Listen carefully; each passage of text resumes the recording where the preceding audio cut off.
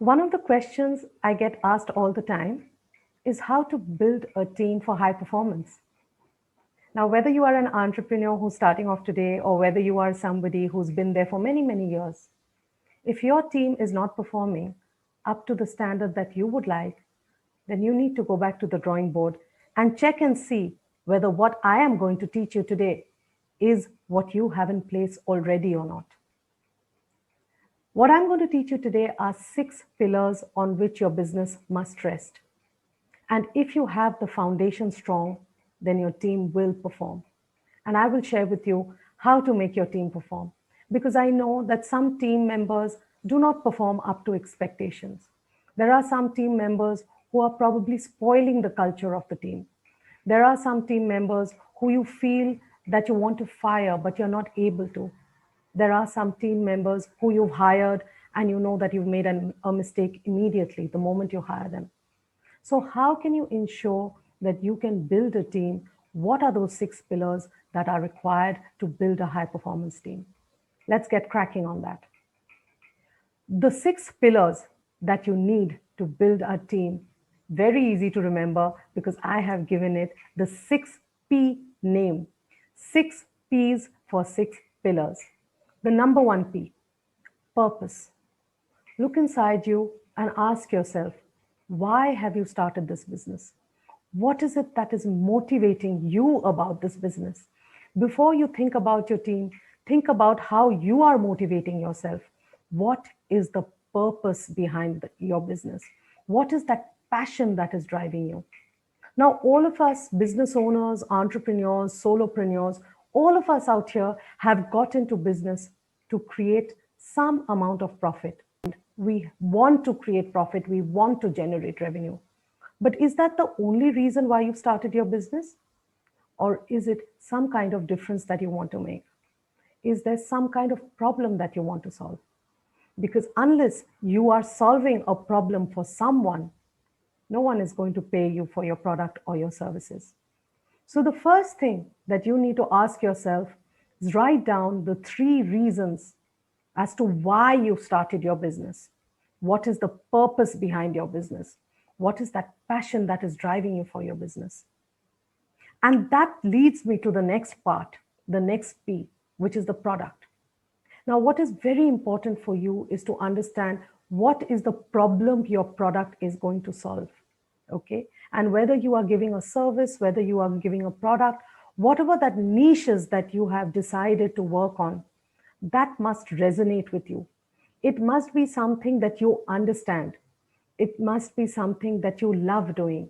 Because unless you enjoy your product, your services, building your product, building your services yourself, your business will find it very, very difficult to sustain. Your passion, your heart must be in it.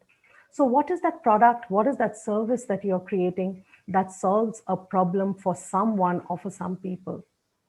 When you are approaching a product by trying to answer this question as to what is the problem you're trying to solve, you will come up with solutions.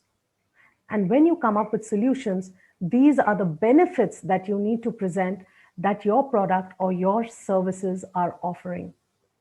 And then you need to find the market for it.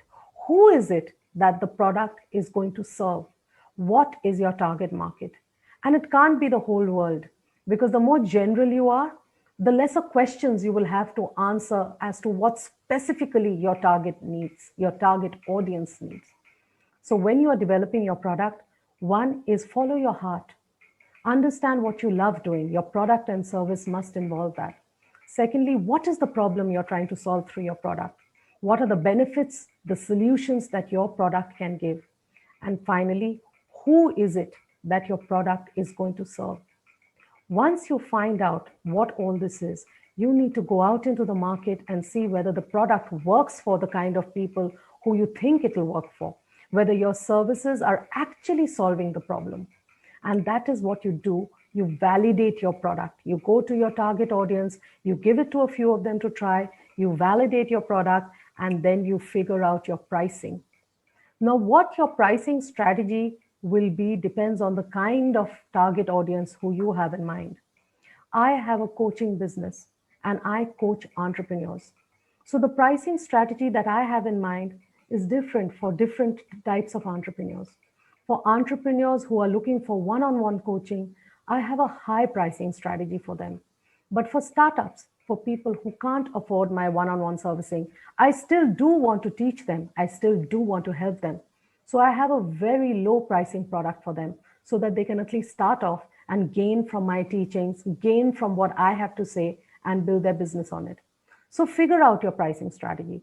Figure out the kind of discounts you want to offer. Figure out the kind of bonuses you want to give. Because remember, everybody wants value. Whatever price you decide for your product, it is important that people feel you're giving much, much more value for the price than what they have paid for. They should feel that your product is cheap for what they are getting. So that makes us come to the fourth point, and that is planning. So we've spoken about purpose, the first P, product, the second P, pricing, the third P, and the fourth P is planning. Why is planning so important? The moment you start planning, you will gain a lot of clarity. The first thing that you need clarity on while you plan are your goals and your vision for the company. What is the goal that you're trying to achieve? And remember, a goal can't be just a revenue target. Goals have to be all encompassing. Goals have to ensure it has a holistic approach. And I have a completely separate course for you to understand how to write down your goals to ensure that you can get your revenue target, that dream target that you are trying to achieve. So clarity of goals and vision in your planning. You must plan out the culture of your company. Most entrepreneurs I speak to haven't even given any thought to the kind of culture they want to build. The culture just emerges. You recruit people, whatever the culture is, just emerges because nothing has been planned out as far as the culture is concerned. So there is no clarity on culture. Once you get that, you will understand exactly how to go forward to create that culture. And I have a few YouTube episodes which have been published where you will hear from successful entrepreneurs as to how they consciously created the culture which resonate with their core values to understand how to know how to take their business work environment forward. You must plan the strategy for your business. So if you want to reach a certain destination in your business, what is that path you're going to take? How are you going to reach that path? That planning is extremely important because without knowing the path, without knowing the mode, the vehicle that you're going to use to reach your destination, you or your team will have no idea what you need to do on a day-to-day basis, right? So please understand what the strategy of your business needs to be, plan it out, give clarity to yourself, give clarity to your team members before you move forward. Next comes I feel, the most important P of the lot, people. Now, there are two kinds of people in our businesses. One are your clients, and the other, who we think very little about, are our employees. Now, clients are somebody who we think about all the time. And any entrepreneur I ask, he's very clear about the client journey. But when I ask them about the employee journey, he has no idea because he's not planned it out. He hasn't thought about a journey for his employees. So, what is that journey that your employees must go through? This is something that you need to think about. If you are looking for your clients to have a wow experience with your product and services, then what is the wow experience that you want for your employee so that your employee is self-motivated? The employee wants to work for your business. The employee is committed and loyal to you and the work that he is doing. And once you figure out all these P's, your planning, your people, your products, your pricing, then what is important to put in place are processes. Processes are things that have worked for you that you need to do repeatedly, and you ensure that it is done repeatedly. So what is that system that you put in place? What is that process that you put in place to ensure that you are systematically doing things? And I'll share something about my experience with you. I used to work for Standard Chartered Mutual Fund. And one of the team building processes that our CEO ensured that we did was meeting every quarter for a strategic team discussion where we all discuss challenges, we discuss how one department can help the other department grow. Another process that was put in place was Monday morning trainings. Every Monday morning, our chief investment officer, who was the person who would run our funds, would come on a call and explain what is happening in the market, explain any product ideas that he had for all the funds that we were selling.